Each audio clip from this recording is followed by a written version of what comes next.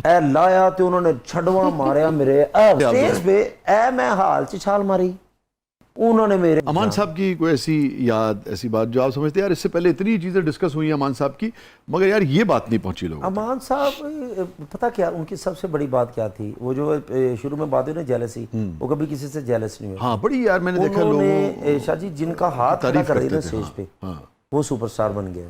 امان صاحب جیسا امان جس کا صاحب کرتے تھے. میں ملتان میں تھا تو انہوں نے مجھے بولا تھا بول آ جا اتھے آ، میں کہہ دینا پروڈیوسراں نو ہاتھ صحیح تھی.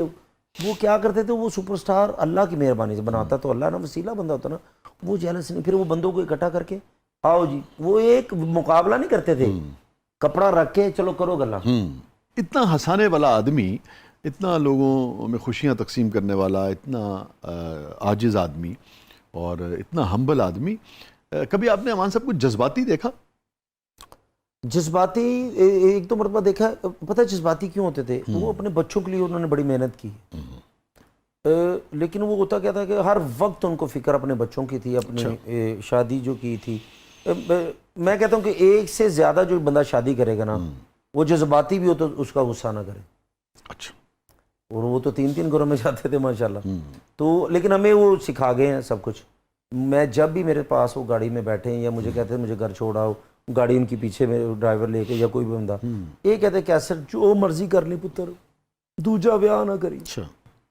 وہ کیا تھا، پریشان رہتے تھے کہ ادھر جانا ادھر جانا، یہ کرنا مینیج نہیں وہ کر کرنا، پاتے. مینیج نہیں کرنا. پھر میں ایک دو مرتبہ گھر گیا ہوں، ایک گھر تو ادھر بھی وہ اس طرح نہیں عزت جس طرح ہونی چاہیے تھی، وہ نہیں ملتی تھی عزت. دنیا عزت کر رہی ہے، پھر گھر میں بڑا مسئلہ. لیکن شکر ان کے بچے لائق نکلے، ان کی بیٹیاں، انہوں نے امان صاحب کی عزت بھی رکھی اور اپنا کام بھی کر رہی ہیں. اچھا، طارق جاوید صاحب سے آپ کی بڑی دوستی وہ تھی؟ جی استاد تھے، دوسرے ہمارے بڑے تھے. ہاں، لیکن سننے میں آتا ہے کہ امان صاحب کی نسبت طارق صاحب کا مزاج بالکل مختلف نہیں، تھا. امان صاحب اور طارق صاحب زمین آسمان کا فرق تھا. طارق صاحب تو غصے سے بھرے ہیں، وہ تو سلوچ وینج بیٹھے نے، انہوں نے کوئی لت رکھی انہوں نے چنگا بھلا بندہ جا رہا ہے تو انہوں نے کنج دیکھ رہے ہیں. ایک واقعہ ہونا تو مجھے یاد ہے مسان صاحب کہ وہ ساری لڑکی سی آرٹسٹ تے امان صاحب طارق جو ہے صاحب شہزاد سر میں ڈرامہ کر رہے ہیں تے ایک بندے دا قد ایڈا لمبا قد، مچھاں نے رکھیاں تے اے اودے نا تے نشان بھی پیا. وہ انج لگا کہ جس طرح کسی نے کہاڑی ماری، یہ بڑا قاتل کوئی یہ وہ فلاں. وہ مان صاحب دے سوری طارق صاحب دے لاگے ننگے، طارق صاحب تھوڑا جنا گھبرا جان کے کون ہے.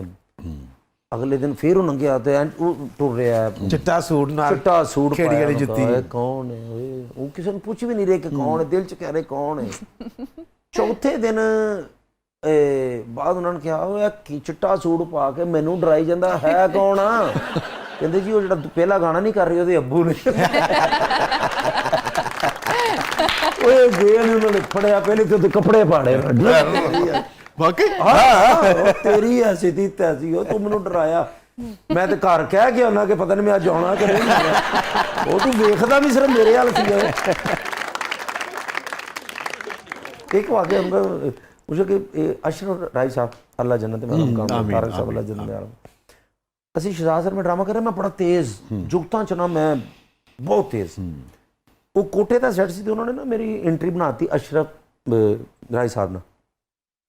میں سر ایک ساج کوئی 50 جگتاں کیتیاں انہوں نے اشرف رائی صاحب نوں. وہ چپ ڈم دنیا میرے نال مل گئی. پیچھے میں گیا تے جو اشرف رائی صاحب نوں آندا سی انہوں نے مینوں کڈھیا.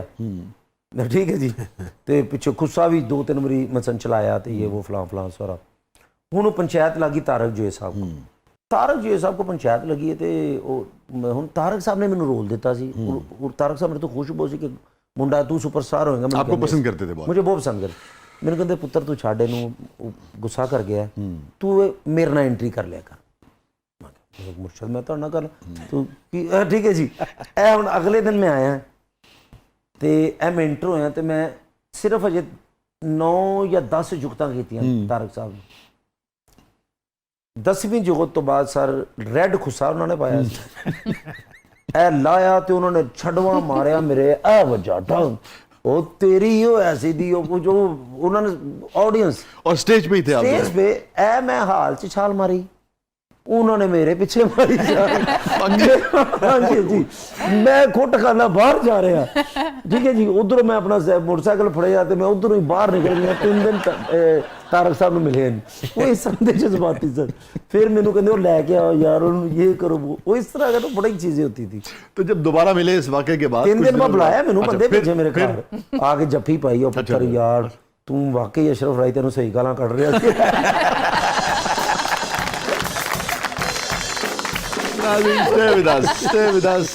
कहीं नहीं जाइएगा। और कैसर खुद एक बड़े कमाल के फनकार हैं माशाल्लाह, मगर बहरहाल एक तारीख का भी हिस्सा हैं। सो बहुत सारी यादों, बहुत सारी बातों, बहुत सारे वाक़यात के साथ, बहुत सारे जो बड़े लोग गुजरे हैं इस शोबे के, उनके तस्करे के साथ हमारे साथ मौजूद है कैसर पिया साहब। प्रोग्राम के अगले मरले में आपके लिए बहुत कुछ है, आप देख रहे हैं ज़बरदस्त। छोटे से वक्त के बाद वापस।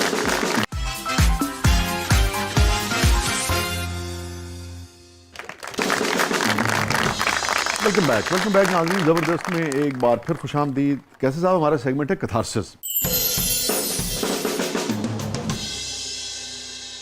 पिछली बार भी आपने काफ़ी सारे कैथारसिस किए थे, मगर मुझे लग रहा है कि अब आपको नए कैथारसिस की ज़रूरत पड़ गई है। वो मुझे ज़्यादा ज़रूरत ज़्यादा बिल्कुल जी। और जिन पे मैं निकालूंगा उनको वेंटिलेटर की ज़रूरत है।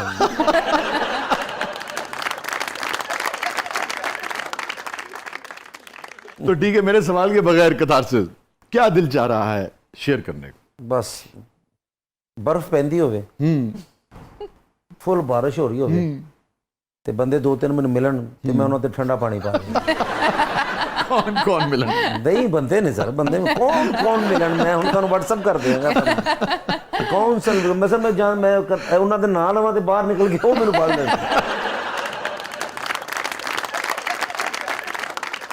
ਬੰਦਾ ਮੋਟਰਸਾਈਕਲ ਤੇ ਤੇਜ਼ ਜਾ ਰਿਹਾ ਹੋਵੇ, ਹਾਂ ਠੀਕ ਹੈ ਨਾ, ਤੇ ਮੇਰੀ ਨਾਲ ਮੋਟਰਸਾਈਕਲ ਹੋਇਆ ਵੀ ਮੈਂ ਫਲੈਂਕ ਕੇ ਮਾਰ ਕੇ ਤੇ ਅੱਗੇ ਨਿਕਲ ਜਾਵਾਂਗਾ। ਇਸ ਤਰ੍ਹਾਂ ਦੇ ਬੰਦੇ ਮੇਰੀ ਜ਼ਿੰਦਗੀ 'ਚ ਹੈਗੇ ਨੇ। ਐਵੇਂ ਉਹ ਬੰਦੇ ਦੀ ਬਰਾਤ ਜਾ ਰਹੀ ਹੈ ਵੀ ਘੋੜੀ ਤੇ ਬੈਠਾ ਹੋਵੇ ਤੇ ਮੈਂ ਘੋੜੀ ਦੀ ਪੁੱਛਲ ਨੂੰ ਅੱਗ ਲਾ ਦੇ। ਮੇਰੇ ਇੰਨਾ ਕੁ ਮੈਨੂੰ ਗੁੱਸਾ ਕੀ ਬੰਦੇ ਤੇ चला हुआ कैसा है। ਐਵੇਂ ਨਹਾਉਣ ਲਈ ਜਾਵੇ ਤੇ ਮੈਂ ਸਾਬਣ ਨੂੰ ਮਿਰਚਾਂ ਲਾ ਦੇਵਾਂ। ਸਾਰੀ ਜ਼ਿੰਦਗੀ ਤੜਫਦਾ ਰਹੇ ਨਾ। ਅੱਲਾ ਕਰੇ ਦੋ ਕ੍ਰਿਕਟ ਮੈਚ ਖੇਲਣ ਜਾਣ, 3 ਘੰਟੇ बाद ਉਹਦੀ ਵਾਰੀ ਆਵੇ ਤੇ ਬਾਰਿਸ਼ ਹੋ ਜਾਏ।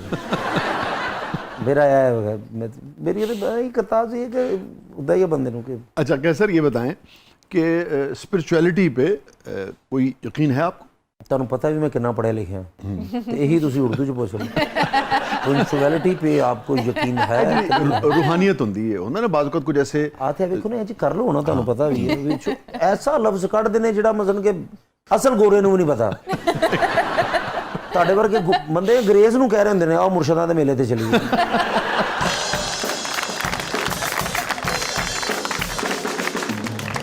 मेरे वालिदैन थे, अल्लाह उनको जन्नत के आला मकाम थे। मेरी वालदा, मेरे वालिद साहब, मुझे कोई भी परेशानी कहीं भी होती थी, पता नहीं उनको